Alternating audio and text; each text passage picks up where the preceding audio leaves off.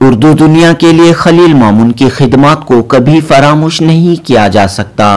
ممتاز شیریں، محمود ایاز، خلیل مامون جیسے شاعروں ادیبوں کی وجہ سے صوبہ کرناٹک شہر بنگلور نے اردو دنیا میں اپنی پہچان بنائی ہے۔ معروف ادیب علی گڑھ مسلم یونیورسٹی کے پروفیسر شافعی قدوائی نے ان خیالات کا اظہار کیا۔ بنگلور کے الائنس فرانسے میں United council for education and culture کے تحت 2 اکتوبر 2024 چہارشنبہ کی شام ایک یادگار تقریب منعقد ہوئی۔ فن اور فنکار خلیل مامون شاعر ادیب مدیر کے عنوان پر اس ادبی تقریب میں کثیر تعداد میں ادیبوں، شاعروں، فنکاروں اور ادب نواز فن شناس افراد نے شرکت کی۔ ہندی کے مشہور شاعر اور کرناٹک کے سابق director general of police doctor Ajay Kumar Singh, وظیفہ یاب IAS officer, Karnataka Urdu academy کے سابق صدر عزیز اللہ بیگ و دیگر اہم شخصیات جلوہ افروز تھیں۔ علی گڑھ سے آئے پروفیسر شافعی قدوائی نے اپنی افتتاحی تقریب میں حال ہی میں انتقال کر گئے عالمی شہرت یافتہ ادیب خلیل مامون کی شاعری و دیگر اصناف سخن پر روشنی ڈالی۔ جنوبی ہند نیوز رپورٹ۔ آپ کی تمام خدمات کی تفسیر ہوگا اور وہ شعر ہے، ذرا غور سے سنیے گا۔ شناوران ادب تو سینکڑوں ہیں مگر، شناوران ادب تو سینکڑوں ہیں مگر، شناوران ادب تو سینکڑوں ہیں مگر، جو ڈوب جائے اسے شافعی قدوائی کہتے ہیں۔ پروفیسر شافعی قدوائی صاحب۔ جو ادب ہے، چاہے وہ آنند مورتی ہو یا ہمارے عہد میں بھی ایک شان باغ تھے جن کا ناول ابھی شائع ہوا ہے، پنگوین انگریزی میں بھی چھاپا، گچر گوچر، اور اس کے علاوہ گریش کرناٹ، ایک پورا سلسلہ ہے، بیندرے، اس طرح کے بہت سے لوگ تھے جس سے تمام لوگ پوری دنیا واقف ہے، اور آپ کا جو مخصوص ادب ہے اس سے ہم لوگ واقف ہیں۔ اردو کے سطح میں جہاں تک بات کی جائے تو اردو میں ظاہر آپ جہاں ذکر ہوتا ہے، حیدرآباد کا ذکر ہوتا ہے، لکھنؤ، دہلی، پٹنہ، یہ تو ظاہر اردو کے مرکز ہے، لیکن ادھر ایک 60-70 سالوں میں جو بنگلور میں اپنی پہچان بنائی ہے کچھ لوگوں کی وجہ سے، اس میں ایک بہت اہم نام خلیل مامون صاحب کا ہے۔ اس سے پہلے اگر آپ دیکھیں تو جو پہلا جن کا نام تھا اور اردو کی پہلی نقاد تھی، بحیثیت فکشن نقاد تھی، ان کا نام تھا ممتاز شیریں۔ انہوں نے جس طرح کی تربیت لکھی، منٹو میں جو کتاب لکھی، آج بھی منٹو اس تاریخ میں سے اچھی کتاب نہیں لکھی گئی۔ تو اس کے بعد محمود ایاز صاحب نے جس طرح کا پرچہ نکالا، سوغات، ایک نئی طرح کی سینسیبلٹی کو فروغ دیا۔ ان کے معاون یہاں پہ عزیز اللہ بیگ صاحب موجود ہے پہلے دور میں، اور پھر دوسرے دور میں اس کا جب اجرا ہوا خلیل مامون صاحب تھے۔ تو یہ 2-3 اور اس کے علاوہ ابھی ڈاکٹر شائستہ یوسف صاحب جن کی نظمیں ہم لوگ سب اس سے واقف ہیں، حمید الماس صاحب، بہت سے اس طرح کے لوگ، نعیم سعید صاحب ترجمہ کرتے ہیں، ہمارے بہت اہم مترجم یہاں پہ بھائی منصور صاحب موجود ہیں۔ تو اس طرح کا اور بہت سے نام ہیں، شاید میں اس وقت ذہن میں نہ آ رہے ہوں، لیکن یہ بہت اہم نام ہیں جنہوں نے ہماری ادبی دنیا میں ایک بہت اہم رول ادا کیا۔ ہماری جو لٹریری سینسیبلٹی تھی اس کو بہت فروغ دینے میں بہت اہم رول ادا کیا۔ جہاں تک خلیل مامون صاحب کا تعلق ہے، خلیل مامون صاحب کی کئی حیثیتیں، ہر آدمی کے بارے میں کہا جاتا ہے کہ وہ مجاہد تھا، ایک طرح کا پیلیٹیوڈ بن گیا ہے کہ ہم لوگوں کے جب بات کرتے ہیں تو اس طرح سے مبادلے سے بات کرتے ہیں، لیکن پھر تو واقعتاً ایسے ہوتے ہیں کہ آپ ان کی اگر کوئی چیز پڑھیں، خلیل صاحب کی بنیادی پہچان ایک شاعر کی تھی، اور شاعر کے علاوہ وہ ایک بحیثیت مدیر کیسے تھے، بحیثیت ٹرانسلیٹر وہ کیسے تھے، بحیثیت نثر کیسے تھے۔ میں کوشش کروں گا کہ 5-7 منٹ کی تینوں کی جو شخصیت کے کم سے کم 4 پہلو ہیں گفتگو کی جائے۔ خلیل صاحب کا ایک شعر آخری دور کا جن کا ٹرانسلیشن آیا اس میں کچھ میں نے لکھا تھا، لیکن یہ خلیل صاحب کے جو 7 مجموعے 8 مجموعے آئے، تو غزلیں بھی شامل تھیں، نثری نظمیں بھی شامل تھیں۔ پھر انہوں نے نیا ادب، پہلے تو سوغات میں خلیل مامون صاحب نے محمود ایاز صاحب کا ہاتھ بٹایا اور اس میں معاونت کی، بہت سے تبصرے لکھے، بہت سے تراجم کیے، خاص طور پہ جنہوں نے باقر مہندی کی کتاب پہ جو تبصرہ لکھا تھا، جہت الایمان کے سلسلے میں جس طرح کی گفتگو کی تھی، عزیز اللہ بیگ صاحب نے بھی اس میں بہت سے اہم تبصرے لکھے۔ اور اس کے بعد انہوں نے اپنا پرچہ نکالا، نیا ادب نکالا۔ اس کے بعد اسٹار جو کرناٹک اردو اکیڈمی کے جب وہ چیئرمین تھے تو اس میں انہوں نے پرچہ जिस तरह का आस्कार निकाला। इसके अलावा उन्होंने उसी जमाने में जो कर्नाटक में एकेडमी के चेयरमैन थे, तो उन्होंने बहुत अहम मोनोग्राफ बहुत अहम लोगों पे लिखवाए, मार्केस पे लिखवाया मोनोग्राफ और मेनाल कुंडया पे लिखाया। तो इस तरह के उर्दू में ओरिजिनल मोनोग्राफ कम लिखे जाते हैं। हम लोग के जो उर्दू के अदीब है उन पर तो लोग जरूर लिखते हैं, लेकिन ये जो बाहर के लिखने वाले हैं उनमें कोई अहम इस तरह की गुफ्तगू अगर की जाए तो वो हमें कम दिखते हैं। तो खलील साहब का एक इख्तिसास ये भी है कि उन्होंने उर्दू दुनिया में एक नए तरह के डिस्कोर्स को जन्म दिया। और मुझे सिर्फ ये बहुत से, अभी मैं उनकी नस्ल की किताबों में बात करता हूँ, उनकी नस्ल की 2 किताबें शायरी में बाद में आता हूँ और कुछ ऐसे हवाले होंगे जो आपके शहर से मुताल्लिक़ भी होंगे। उनकी कुछ नज़में हैं, एक मखसूस सूरत हाल की नज़में हैं। अभी अजय कुमार साहब ने उनकी हिंदी नज़मों का तर्जुमा किया, मैं देख रहा था, अभी मजमुआ शाये हुआ है। तो उनका जो पहला मजमुआ छपा था बहुत पहले, उसका नाम शाये हुआ था सन 88 में किताब उनकी शाये हुई थी नस्र की, उसका उन्वान था लिसान फलसफे के आईने में। तो उन्होंने बहुत अच्छी गुफ्तगू की उसमें फलसफे लिसान से मुतालिक, विटगेनस्टाइन की थ्योरी क्या है, स्ट्रक्चरलिज्म क्या है, हुसरल की, हाइडेगर की मजहरियात क्या है, फिनोलॉजी क्या है, इसमें गुफ्तगू की। और पहला जो मजमून था वो गुरु नानक पे था। गुरु नानक के फलसफे में नाम के क्या माने हैं। शेक्सपियर ने कहा what is there in the name, नाम में क्या रखा है।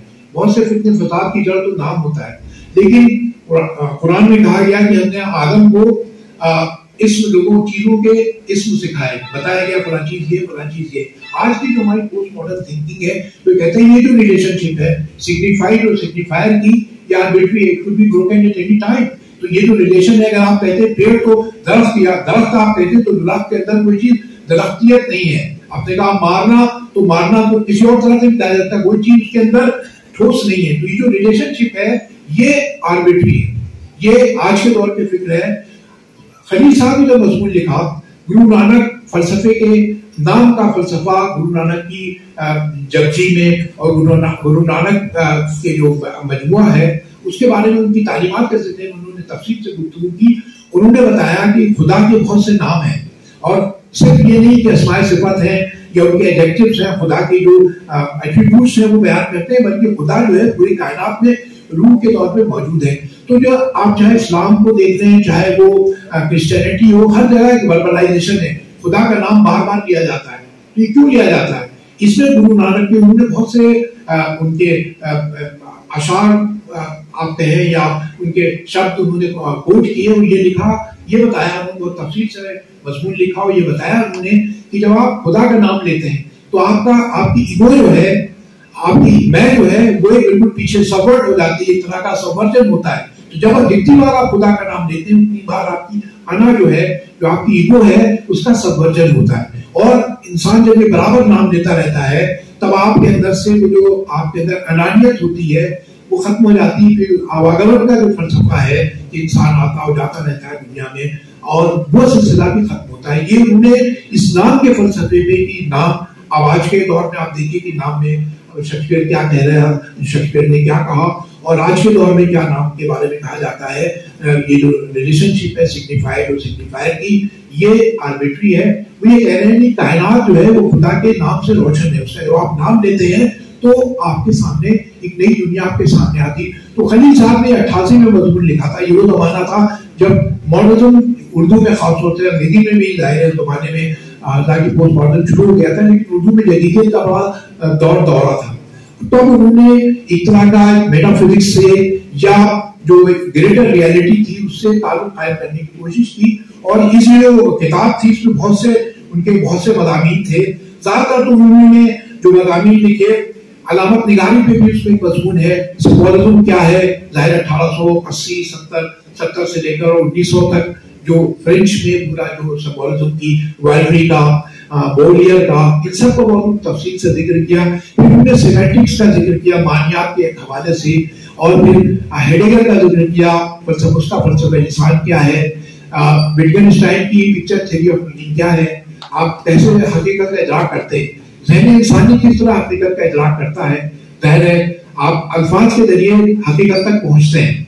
आप किसी ने कहा माचिस, जैसे मैंने लफ्ज़ माचिस कहा आपके जहन में माचिस की तस्वीर आई, तो जहन मानी किस तरह से, मानी के अगर कोई चीज खुदा को आपने देखा नहीं तो उसका इदराक आप कैसे करेंगे।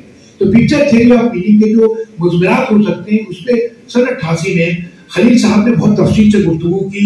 फिर उनका और भी उन्हें इंसानी तमद्दुन ने, इंसान जो ह्यूमन सिविलाइजेशन है उसमें फलसफे लिसान लिंग्विस्टिक्स की क्या अहमियत है, जबान क्या है, जबान के जरिए जबान कोई आप जबान ख्याल पहले होता है जबान बाद में होती है, नहीं कोई ऐसा ख्याल आप तसव्वुर ही नहीं कर सकते हैं जो जबान में मौजूद ना हो। खुदा का भी इस बात आप किससे करते हैं, जबान के जरिए।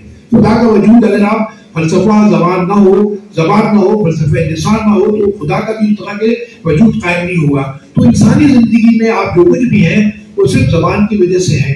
ये उन्होंने बहुत तफसील से जाहिर अपनी बातें भी लिखी और बहुत से मगरबी मुफक्किरीन का भी उन्होंने हवाला दिया।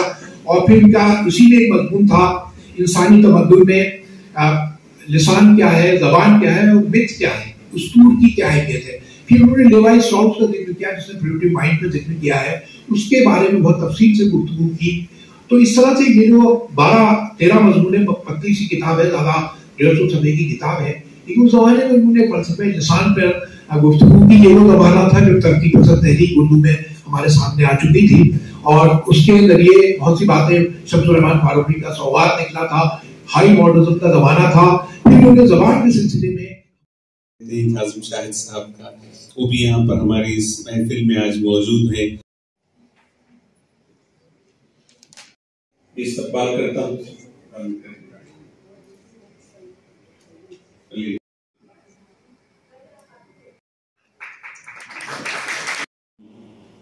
अदबी अंजुमनों के जिम्मेदार शोरा इकराम, बहुत से कॉलेज मजलिस महफिल निसा के तमाम ट्रस्टीज मौजूद हैं, बज़्म उरूज अदब के मेंबरान मौजूद हैं।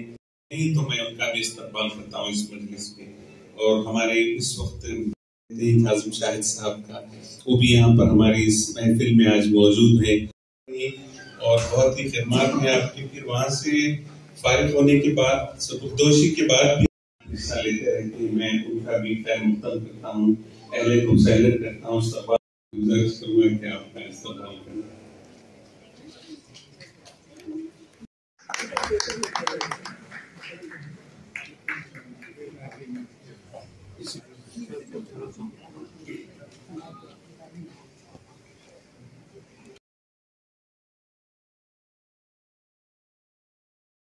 करते हैं तो मैं आपको अपनी बस इसके यूनाइटेड काउंसिल की जानिब से अपनी जानिब तमाम का भी जो है खैर मुक़द्दम करता हूँ, अहले नुसैलियत करता हूँ और शुक्रिया भी। आप सबसे गुजारिश है कि उर्दू की महफिल है, शाइस्तगी और रिवायत है कि जब भी किसी का आप इस्तेमाल करते हैं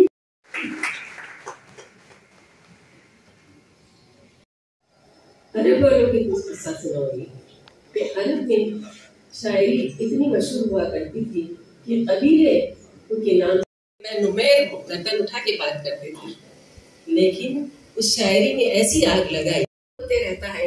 आपने देखा होगा पहले भी, अभी यहाँ भी जितने भी, लेकिन अदब का जहाँ तक ताल्लुक है, अदब किसी का रिश्ता नहीं।